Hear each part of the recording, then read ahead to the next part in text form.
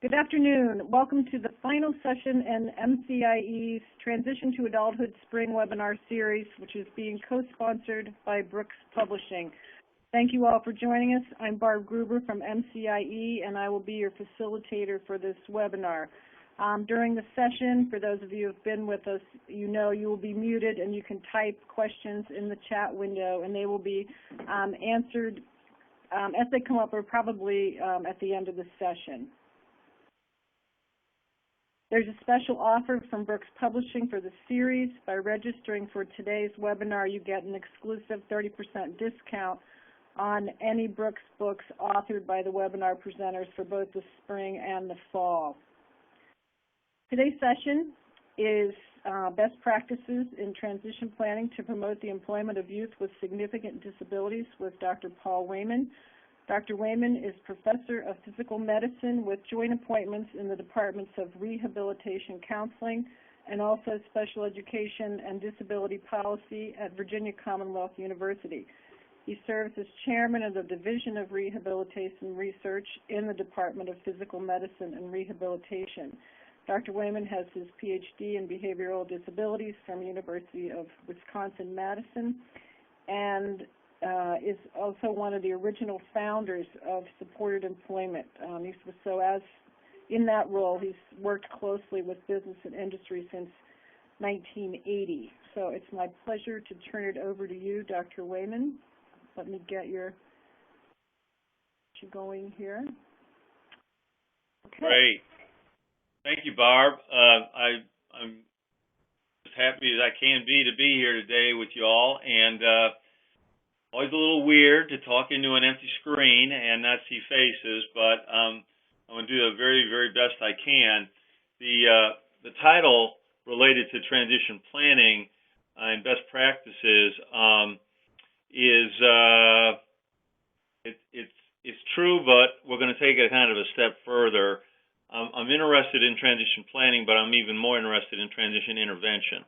Okay, so since most of you on the line are probably pretty experienced in the general area of transition, I don't really want to just talk about planning per se. I want to talk about intervention and things that we can do to make a change in the lives of these young people. When you think about it, we spend hundreds and hundreds of millions and billions of dollars on preparing people with disabilities to come all the way through school, and then for them to enter into the world of nothing when they leave is just,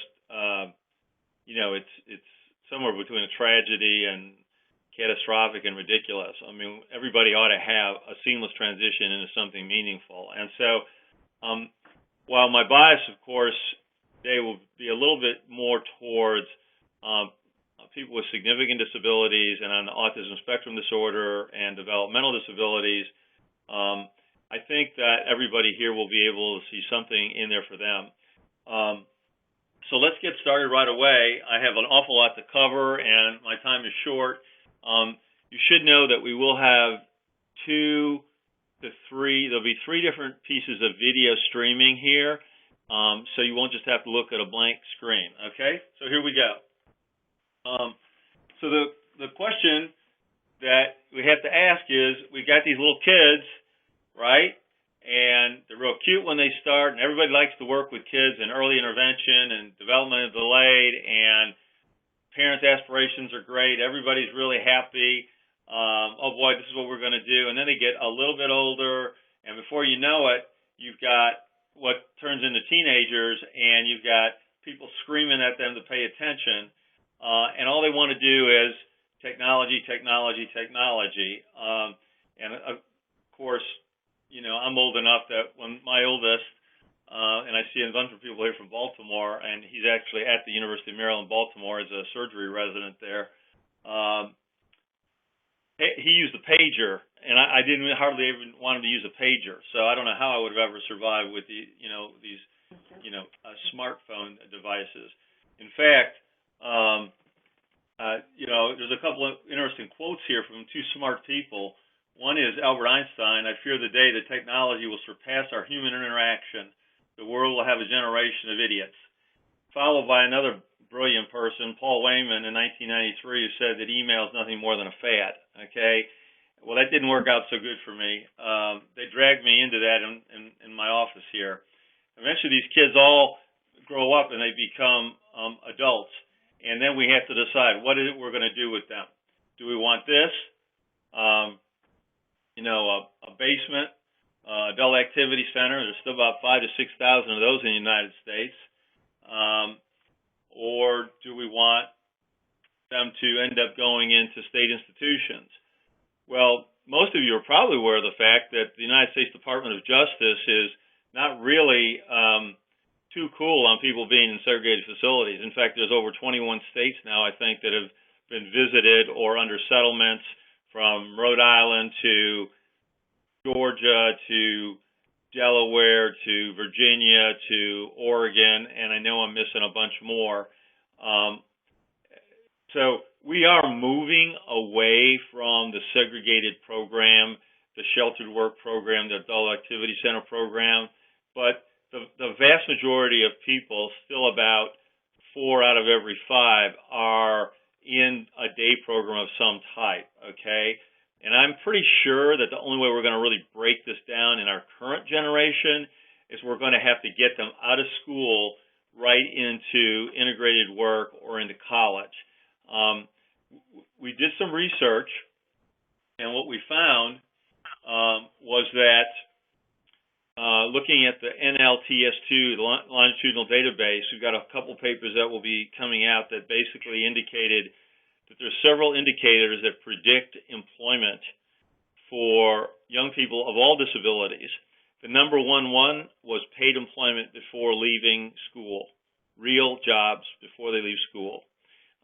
Those of us in the field any length of time know that that is not a shock, but it was nice to see that in the data. The other thing that was really big in there was parents' aspirations and also parent support. Those were 2 monster variables that predicted employment for kids after they left school. So we can have either segregated programs, or we can have kids that are working in grocery stores, not in the back of the grocery store, but the front of the grocery store, okay? Meeting with people who come in that are regular shoppers. Man on the left is a person with a developmental disability, and the man on the right is a person who shops regularly, actually went to the same church as this person right here.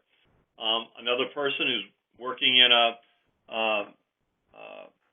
part of the pharmacy lab at one of the hospitals where we've made placements of individuals with autism. So what is it that we know about employment of persons with significant disabilities? Sadly, what we know is that they are grossly underemployed or unemployed. These are some of the data that I've got here from the autism spectrum disorder data indicate 50 to 75% unemployment. The numbers are all over the place. You can go to some programs and see 90% of the people are unemployed, others 40%. But the fact is that whether it's 35 to 40 to 45% unemployed, or 60 to 80 to 90%, like it's more likely to be with significant developmental disabilities, that's really unacceptable. For figures to be that high, you would have to be working on the assumption that all of those individuals were incompetent, that they had no capacity to work. I mean, I could maybe get 10 or 15 or 20%, but at 30 to 40% or 50%, something's really wrong here. And people say to me, well, what is the problem? And I was doing a lecture last week, actually in the Philadelphia area, and somebody asked me, why is this? What's whose responsibility is this problem with the parents? And my response back was, it's not the parents, it's not business, it's basically us, the professors, the teacher trainers, the whole general special education, rehab counseling world. We haven't translated what we know is a better practice into day-to-day work. And so, the kids are not benefiting from this. And of course, on top of that, you've got large amounts of Social Security. That's a huge deterrent for people to work, although they could still be working part-time. We'll get into more of that later. So let's move ahead. So what are some of the ways to get to employment? Well, on some of these, I'm going to spend more time than others, but we're looking at internships, support employment, customized employment, supported education, using education coaches in college, and even development of small business. Now, obviously, in the time that we have here, I can't cover all these in depth, but hopefully between the video and some of the case studies, it will either reinforce what you're already doing, but it's not being done enough, which is the way it is in Richmond. We are doing it, but it's not being done enough. Or there's elements of this that could be shifted and used around differently, and that's what I'm hoping to share with you. So let me see here.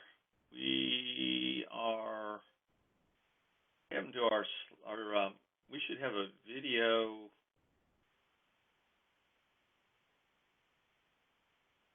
Go back here a minute. When you're ready, I'll just bring it up. Oh, I didn't see okay, that's there's a video that should come right after evidence-based models of the hospital, Barb. Okay, I'm going to bring it up. All right, before you bring it up, let me just introduce it, okay?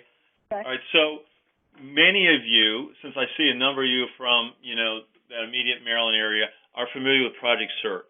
Project Search is a program that comes out of Cincinnati Children's Hospital. We've had great luck with this 9-month internship program. I love internships. Internships are great because it's a fantastic way for employers to learn about the people and for families and teachers to teach kids different things. And so what I've got here is an abbreviated 6 or 7 minute little overview of how we've been using Project Search for individuals with autism and intellectual disability. And then from that, I'll then go into what I was starting to do with the slides and talk a little bit more about some of the people and the cases there, okay? But as you're looking at this, if you haven't seen it before or something like this before, just be thinking, how could this kind of last year in school preparation be useful for my kids, okay? All right, so go ahead, Barb, and let's put it up. All right, here we go.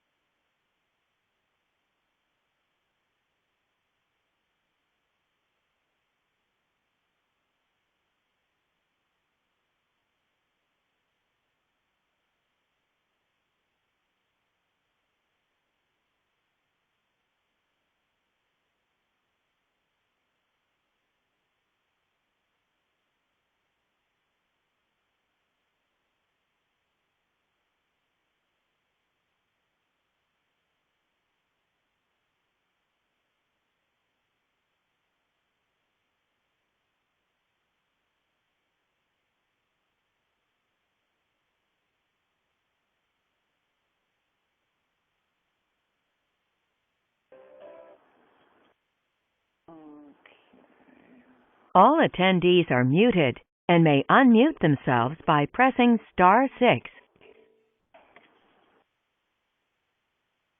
Oh, please don't do that. I did not. 1 second here.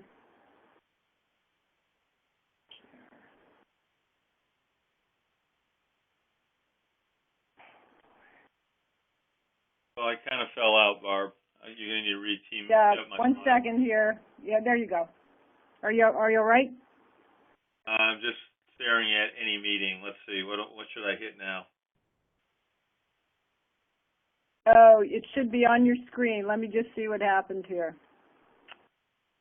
I'll re-enter here.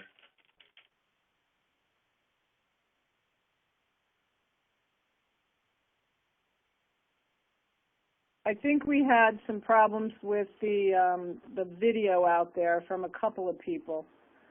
Right.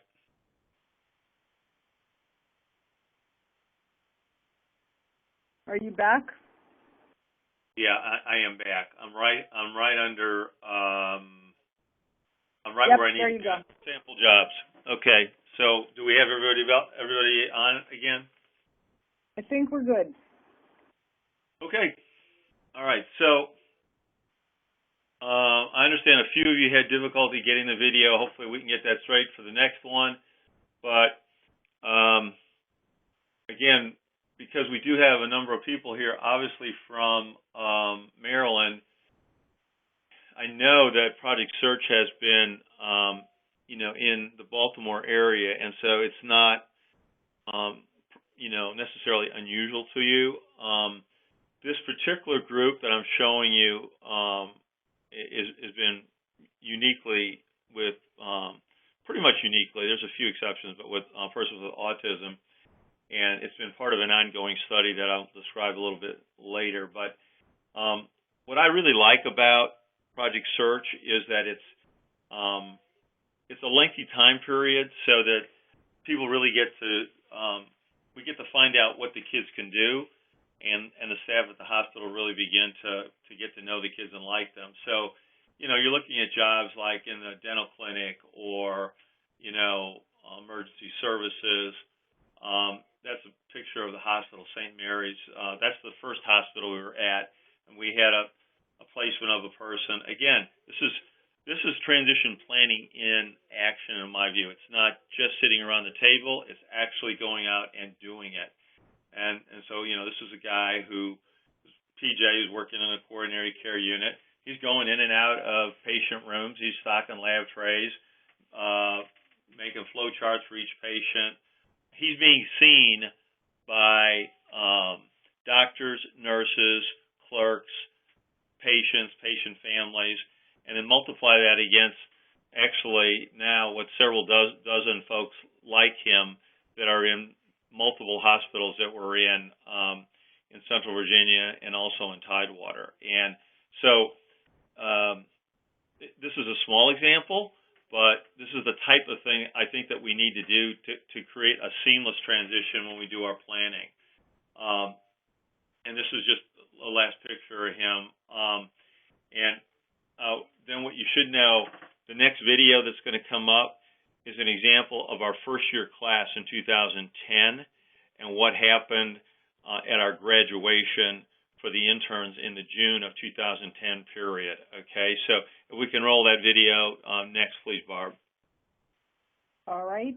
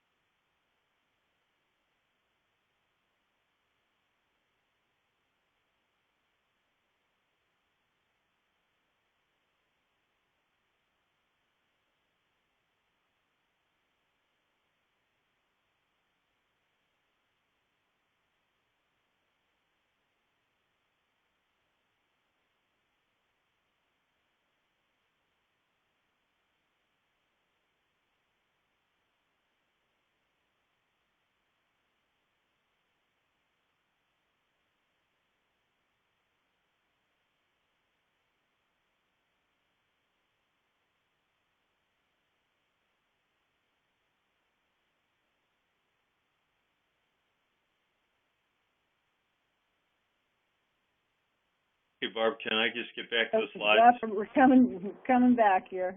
Okay. Okay, there you go. Great.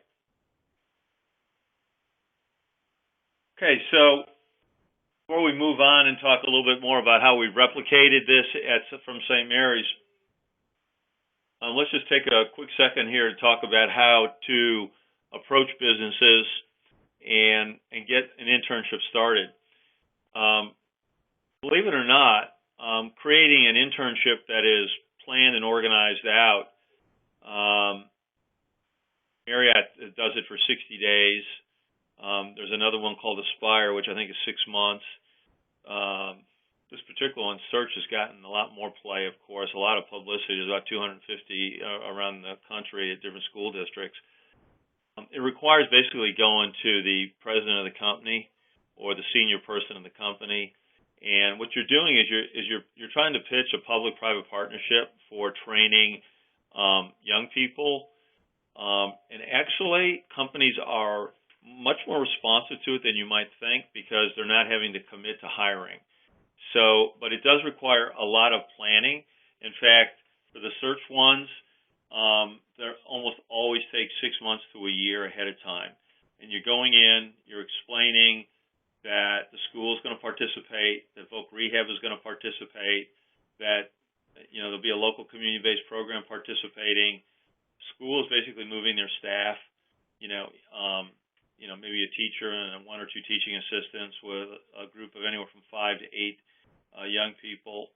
And there's a lot of logistics that have to be worked out. But honestly, many of the businesses, be they municipal government, university campuses, the financial industry, and of course very heavily the health industry, have been quite responsive. And it just requires time and thoughtful communication and frankly an understanding that we're going to embed staff in there over a significant period of time.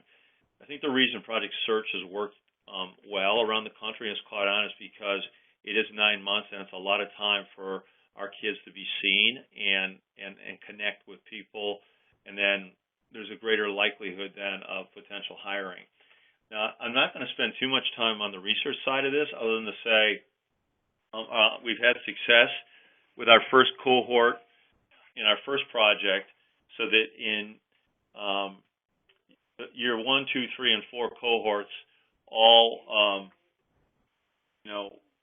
were placed successfully, and that cohort ran basically from 2009 to 13. 08 was a planning year, and then we got money in the last year to expand it to another place within the Central Virginia area, Hanover Moore Regional, and also down in Portsmouth, with the idea being that we wanted to make sure that these internships, called Project Search, would and modified after the Search program out of Cincinnati and Aaron Riley would not just be unique to this one hospital, but that actually could also work at other hospitals as well.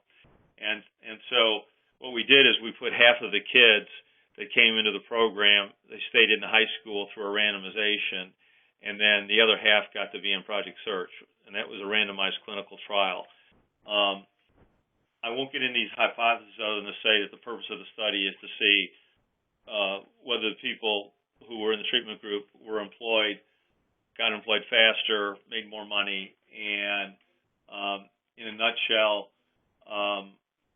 what we found so far, and we published this in the Journal of Autism and Developmental Disorders this past summer, is that the kids that are coming out of Project Search are just crushing it, okay? I mean, and these are kids with autism, 1/3 who came to us with a one-on-one, teaching assistant, equal level of behavior issues, whatever. And sadly, the control group coming out of decent high school programs just were not getting employment. There was no seamless transition for them. And we also found over time that those that were in the internships became more and more independent. We measured it using a support intensity scale. So over time, we saw the treatments required less support, were more independent, where the control group stayed the same.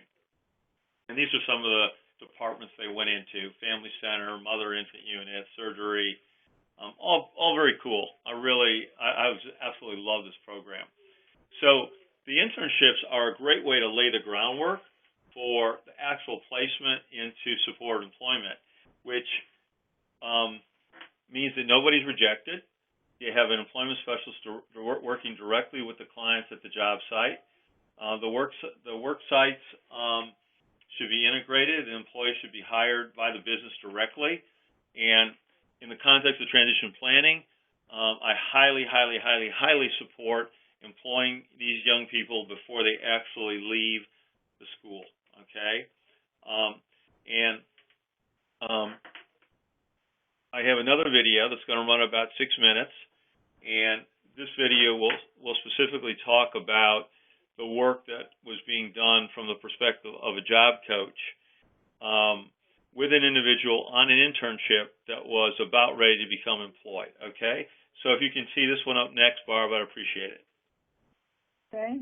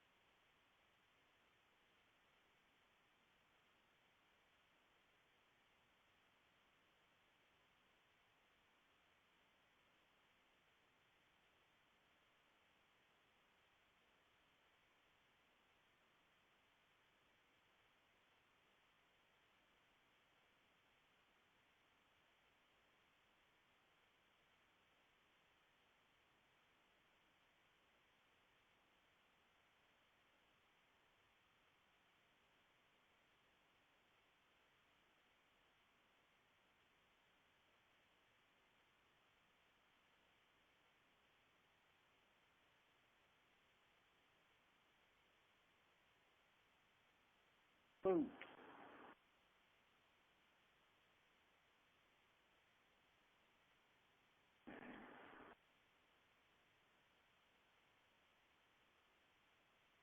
Okay, we're going back to the PowerPoint there, Paul. All right, I'm ready to. I want to move ahead. Okay, here we go. Okay. All right. So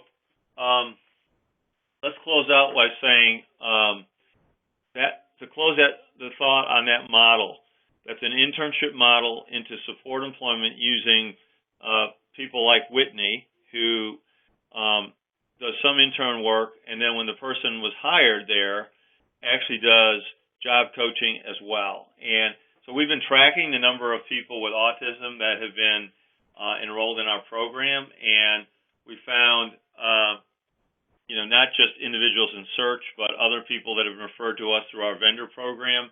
And we found that they have a 77% retention rate at 12 months. And as of about 2 months ago, we updated that with a larger number of people. That 45 were placed, and at 3 years, we had a 91% retention rate. So basically, we're finding that supported employment can be very effective with this group of people, okay? Individuals with IDDD. We've got Robert, who goes to work at Walmart, no previous work experience. Again, this is what I'm saying. We're looking at 50 to 80% unemployment. Here's somebody who presumably has no skills. If we get him at 18, 19, 20, 21, we get him into work part-time, and we provide support for him. What I'm really trying to say is we know support employment works. Let's move it into the schools. Let's do it so there's a seamless fashion. You never go home, and you get the internship and you get support employment. Now, and so he's done very well at in the electronics department at Walmart, and he's done restocking and zoning products and cleaning the area, and he's a happy camper. I would really be remiss to not give some attention to the role of technology, because we find that with all the people with significant disabilities, when we work with them as part of their transition planning to learn how to use smartphones, iPods, iPads, all the things that I don't know how to do, that they become extremely useful tools when they get into the workplace or they have to navigate a mall. You have automated reminders, automated text messages, photo sequencing, just very, very smooth way to reduce job coach hours, teacher time, and it's something that employers can relate to. Walgreens wrote this up for their 177,000 members in their Walgreens Applause a couple of years ago, about a young person who was using an iPod Touch to communicate with customers, using kind of the voice articulates on the text that he was typing. And it enabled him to stay on site, on task with his work. And, this is like May, June 2010, so we're talking 3-4 years ago. And I think we really just need to be paying attention to this so that when we're doing our transition planning, we're writing our transition IEPs, that we should be building in transition, technology competence. Because while I'm presenting this in the context of work, one could easily use it for navigating, the subways of New York City, or getting around downtown Baltimore, or, just being able to find their way around a family fitness center. There's just so many ways that we can use these technologies, and we need to embed them in the planning. But we can't pop it on these kids at 22. We've got to work on it with them when they're younger. Now, I spent a fair amount of time. Some of you might argue too much on internships and support employment, but big part of support employment, especially for those who are the harder to place, is using customized employment, okay? And most of you have probably heard of customized employment. It's become very popular. Essentially, in my mind, I really don't want to argue the merits of support employment versus customized employment. They both require an employment specialist, teacher, employment consultant working with that person individually to plan for a job, using a discovery process to find what that person likes the most, and even if they don't have the skills, supporting them then at the job. The principal difference is that if you look down to the fourth bullet, we're really talking about negotiating job duties and creating parts of a job often that play to the person's strengths. So, for example, I can use, many of the jobs that we've done with all the persons with autism and intellectual disabilities started out advertised as support employment jobs. And then what ended up happening was that as the employment specialists like Whitney Ham that you saw a second ago get in there, they find that it's much more efficient to try and negotiate with the employer for 4 of the 6 tasks. And because the other 2 tasks are going to take so long, it'll take so many job coach hours, and the person's really pushing back on it. So you've ended up with customizing a job based on the person's strengths and interests, and often the employers will just, they're happy with that because they don't have somebody who's really good at certain parts of the task than having to fail on a couple of the other parts of the task. Another aspect of customized employment that I think I've got one more slide on that. Let me see. I guess I don't. That I should have included in there is it's not uncommon that jobs will be identified between an employment consultant and an employer. And in fact, a brand new job will be created. So for example, there was one that, the really, truly great, innovative Kerry Griffin from Montana, kind of the father, if you will, of customized employment and self-employment, along with Michael Callahan. Those 2 guys are probably the co-fathers of this. There was a little video in Delaware County that was done of a young man who was working, actually he was from Villanova area, I think, and he had a job in a grocery store. And while he was in that grocery store, he saw the opportunity to begin to sell comic books as a side job. And they actually picked this up. I think it's going to be in the Washington Post.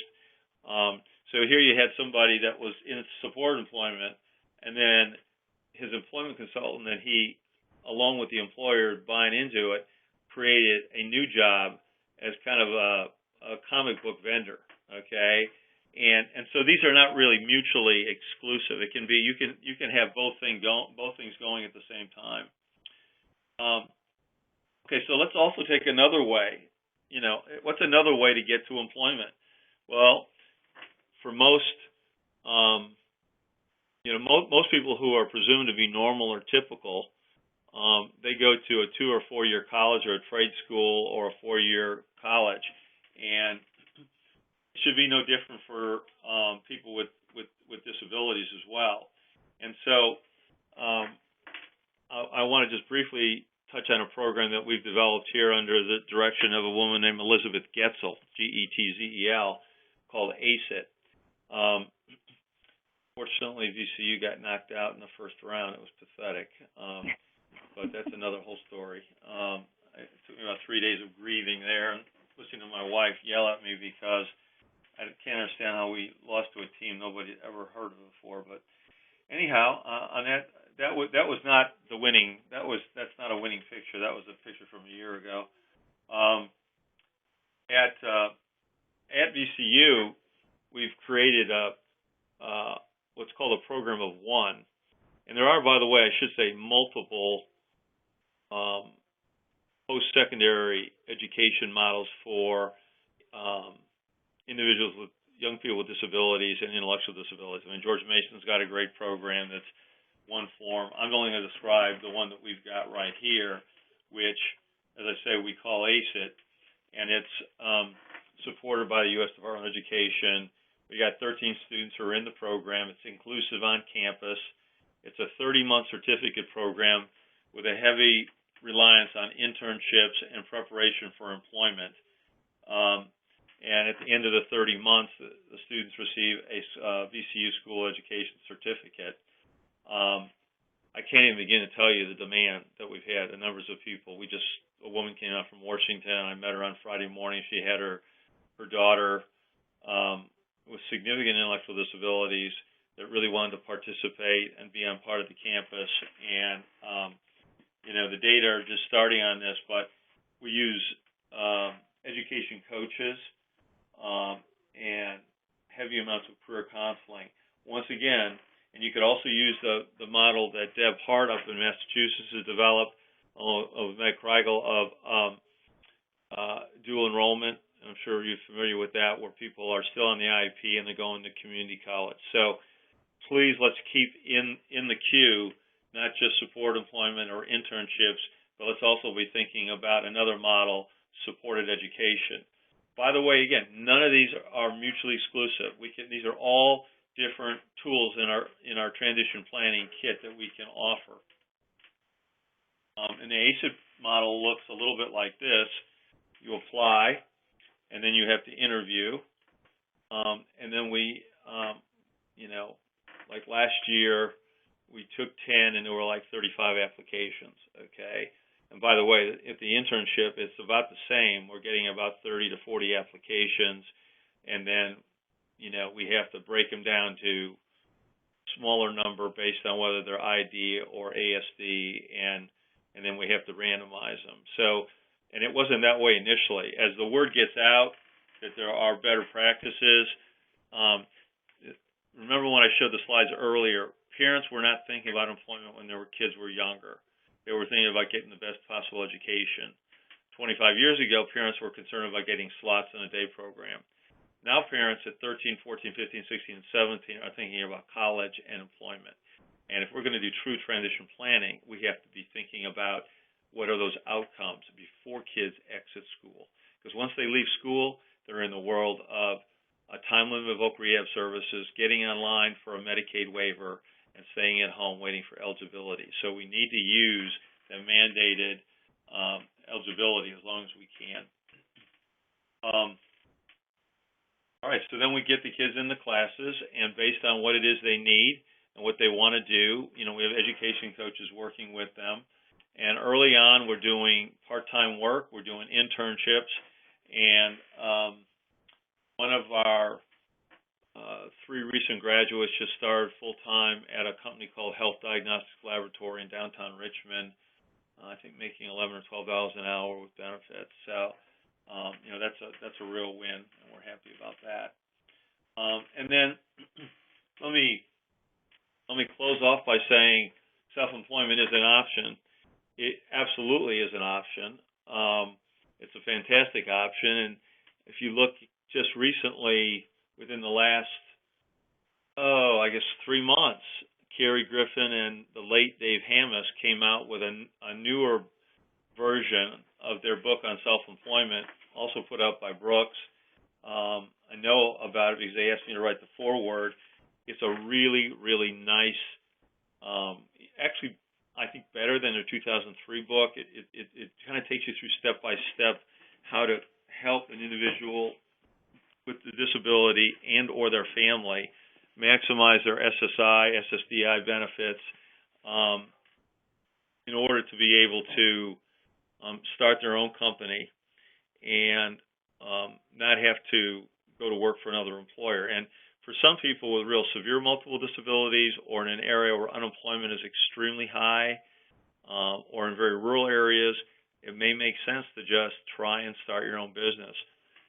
We here at Richmond we really haven't done that. We've done a lot of customized employment, but we haven't really started many companies. It looks to me hard to do. Not that all of this isn't hard to do, but it just looks like it would be very time-consuming. Not that setting up 9-month internships isn't time-consuming, but we just don't have the experience to it, so I can't speak to it as well.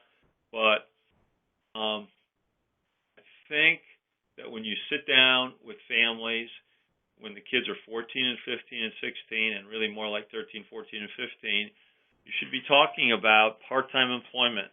You should be talking about short-term and longer-term internships. You should be talking about maybe dual enrollment. You should be talking about working in the summer and doing seasonal work. Eric Carter's done some nice papers about summer employment for kids. I know that we have the standards of learning and we have standardized tests, and that can be very challenging to get them all in there, but then you can do weekend work. You can do after-school work. We just know now that work before employment is a very effective transition practice, because in the end, you want to kind of come off the paper that Nick Cherto and Rich Looking did in 2008 when they talked about that term, seamless transition. The best transition is the transition where the student is already learning and participating actively in early adult skills, work, or college, so that when school ends, they are now able to just literally keep doing what they're doing, and they're going to be much more attracted to voc rehab. They can stay on that Medicaid waiver list and maybe clear it while they're still doing something meaningful. If you have somebody working 23 hours a week, they can still do some meaningful volunteer work. They can collect their SSI benefit and go to the gym and work out for 5 or 6 hours a week. In other words, they can still make a 35 to 40 hour a week. And when they're young, it's not as, we're trying to build work histories. When they get older, into their 30s, we're hoping that they can graduate off of SSI and go on to complete benefits from a company, okay? And the best way for that to happen is for them to have that work history. So we're just about out of time, and I think in the remaining few minutes we have, can we take questions, Barb, if anybody wants to type questions up, or how do we do this? Yes, there is a question in the queue. Do you see it there? It says, how are students accepted or rejected into the college program? Oh, okay, great question. Really, really well. I think the education coaches are pretty critical. We pay them, the education coaches tend to be college students who are paying between $10 and $12 an hour, and they go through an orientation training, and then they are assigned to work with the individuals with disabilities. And quite honestly, I think the millennial generation is pretty either supportive or indifferent. They're not in a bully mode. They're not in a make fun mode. They're so caught up in their own little, digital phone, Facebook world, and in some cases are very willing to be supportive. But the education coach is a very important bridge along those lines.